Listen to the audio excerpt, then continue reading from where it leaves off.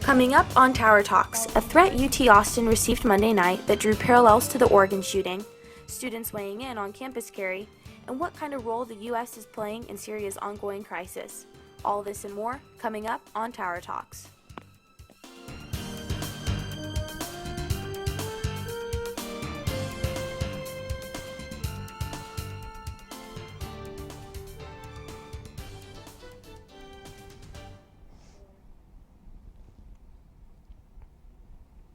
Good evening and welcome to our very first episode of Texas Student Television's Tower Talks. I'm your host, Cassi Pollock, and today in studio we are joined by Evan Reid with College Republicans and Jordan Pahl with University Democrats.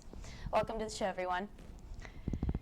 As mentioned earlier, this is the first episode of Tower Talks, and we are a roundtable style show where we will have myself and other guests discuss political topic happenings in the nation, around the state, right here in Austin and across the 40 acres. On Tuesday of next week, Democratic contenders vying for the 2016 presidency will debate for the first time. The debate, which is set to be moderated by CNN's Anderson Cooper, will include Hillary Clinton, Bernie Sanders, Martin O'Malley, Jim Webb, and Lincoln Chafee. Huffington Post has a poll out showing Clinton leading the pack at around 45%, and Bernie Sanders, a U.S. Senator from Vermont, coming in at second with around 25%. Interestingly, Joe Biden, current Vice President of the United States, is polling at third, according to the Huffington Post data, at 20%.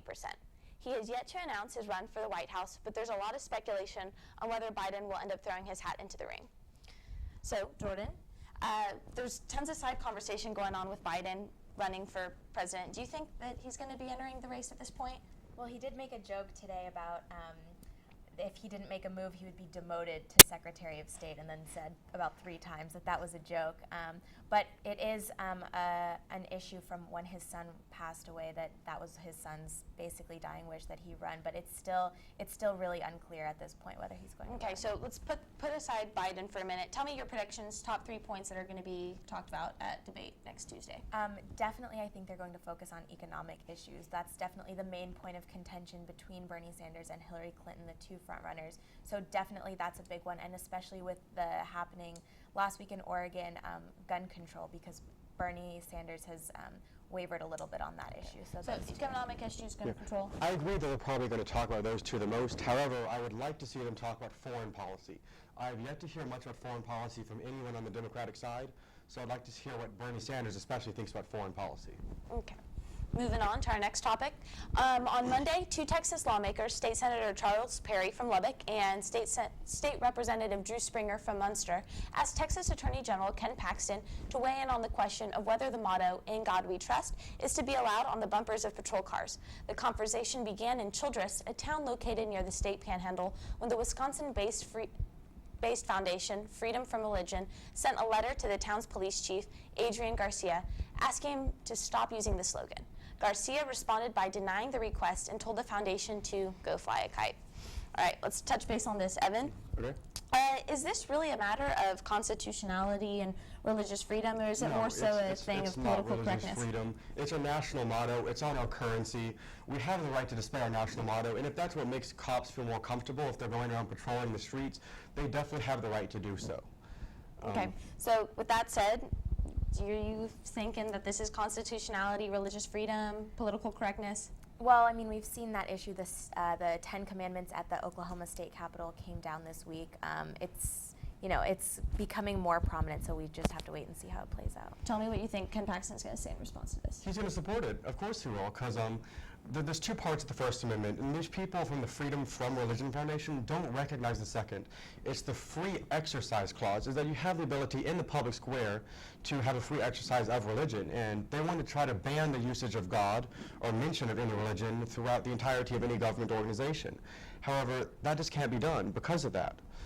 So he's definitely going to use that freedom of exercise clause to promote the usage of In God We Trust. We're talking First Amendment. Let's move on to the Second Amendment.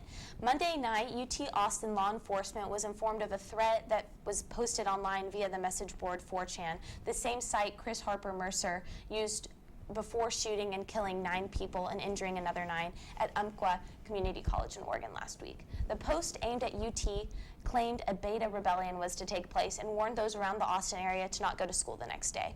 In reaction, the UT Police Department sent out a series of tweets and emails to the rest of the university body, deeming the threat as a non-credible one and sending out procedures for how to handle an active shooter if he were to ever come on campus.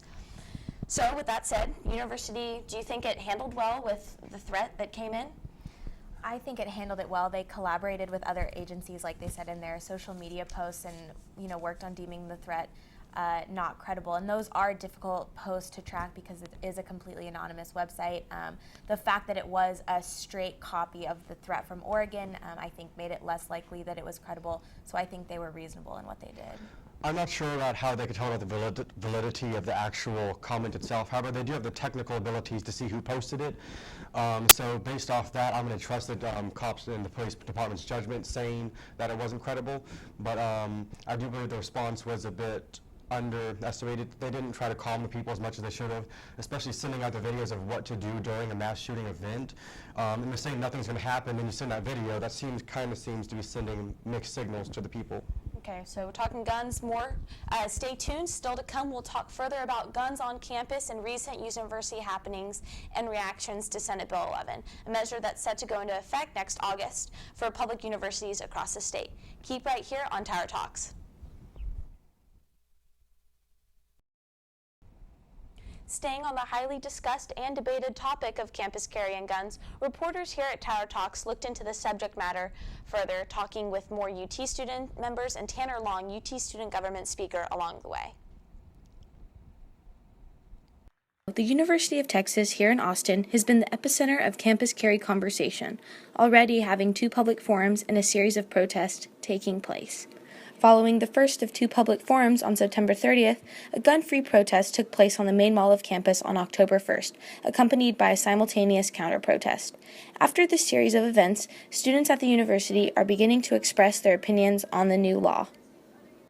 Leaving things up to individual discretion to when and where someone can use their gun, that's interesting. In my opinion, it kind of freaks me out, just knowing that now people can have them. Ralliers at the protest on October 1st, opposed to campus carry, wore orange shirts and advocated for a completely gun-free UT while citing the dangers that guns on campus will bring. Tanner Long, UT student government speaker of the assembly, spoke at the public forum and believes the majority of the UT body to be opposed to campus carry. It's just a matter of trying to appease those on campus and also trying to make sure you're not offending the legislators who very well could come back and, retool the law. Earlier today, in the UT ballroom right behind me, the second public forum on campus carry was held.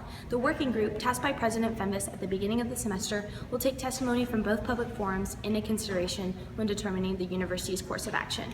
We can expect recommendations to be announced in upcoming weeks. Okay, so guns on campus, campus carry, everything revolving that. UT Professor Emeritus Daniel Hammermesh announced, he sent a letter to the university saying, hey, yeah, I'm going to be gone next fall because of campus carry. Do you think more professors are going to be leaving the campus?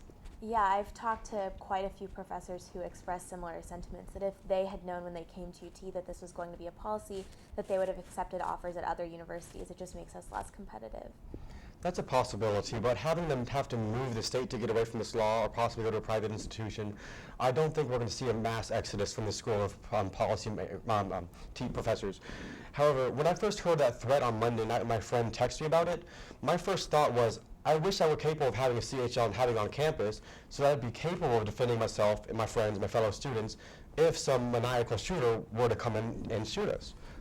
Higher incidences of guns in shooting instances don't generally tend to save more lives. There were people who were at the tower shooting who stated that's that a completely different situation. Could you have a sniper at the top of a tower? That's a lot different than a mass shooter coming in the door over here. Well, even at Umpqua Community College in Oregon, there were multiple people on campus who had CHL licenses who said that they did not feel adequately trained, and these were Army veterans. They didn't feel that they could assist the situation. So you're saying an Army veteran is not capable of taking down one shooter? That's we see what in they France said. we have Army Marines taking down people on the subway. I find that hard to believe. the Army veterans were quoted as saying that they did not feel like they could be of assistance in that situation, and so they did not intervene despite the fact that multiple of them were carrying their guns on campus. It doesn't help the situation. Okay, I'll let you have the final word on that. And when we come back, we are going to be discussing the ongoing involvement with the crisis in Syria. Stay tuned for more Tower Talks.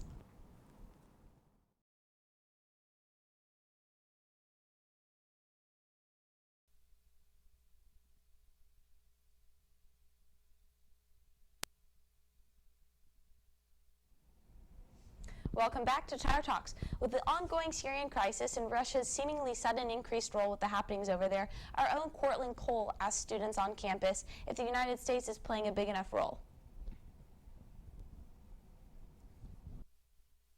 I don't think the U.S. is doing enough as far as helping the people of Syria. I think we should be taking in more refugees. I think we should be helping out the citizens of Syria more, although other than sending aid their way and helping out as far as those things are concerned, I'm not sure militarily there's much we can do without starting a larger conflict, especially now that Russia's become involved.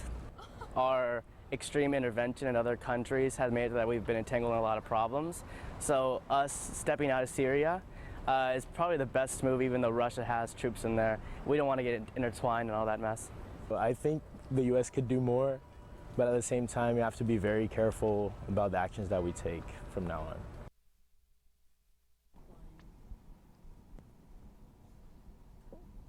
So, U.S. has been conducting airstrikes in Syria for the past year, but is the U.S. playing a big enough role in this, do you guys think? No. It's evident that we're not, because we keep on seeing Assad is still in power, ISIS is still strong, they still hold Raqqa, and now we see the Russians coming in and taking our place when we should be the world's leading power, leading the crusade against them. They're coming in saying, we're going to fight y'all instead. They're going to prop up Assad. He's going to stay in power, which is one of the reasons why ISIS came into power in the first place, is people were wanting to get rid of the dictator. We should have toppled him earlier. We should have sought out people such as the Kurds right now to help fight them. And a couple of weeks ago, during the GOP debate, Marco Rubio said exactly what Russia is doing right now. He said they'd come in and start bombing in Syria to prop up Assad. He said that they were going to come in and say they were a better ally than America was, and that's exactly what they've done with him the last week. So you're saying Rubio kind of called all this happening? Exactly. Jordan?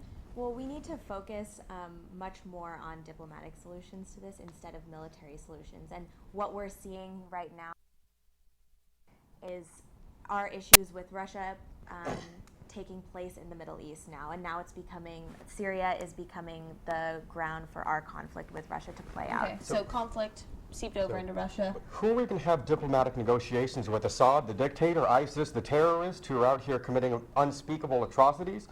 Who are we going to negotiate with? You can't negotiate with some people who just come out here, use chemical weapons against their own people, and then other people who are coming out here raping, pillaging, and just razing the entire Middle East. No, you're absolutely right, and we do need to focus as much of our energy as possible on containing the threat that is ISIS. But a large part of why the situation is getting worse is because of our lack of civil diplomatic relations with Russia, and that's really something that we do need to focus on. It's not containment of them. We need to eliminate their presence in the Middle East. ISIS must be destroyed from a moral perspective. We cannot allow them to go on and commit these atrocities.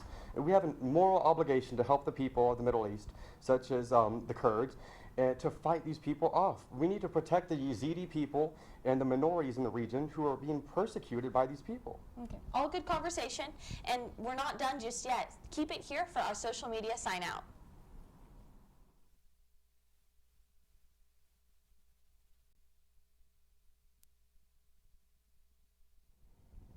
So the last bit of the show tonight, I'm sure y'all have heard, a Facebook post by a Texas mother about her son's textbook has sparked controversy with the large publishing company McGraw-Hill.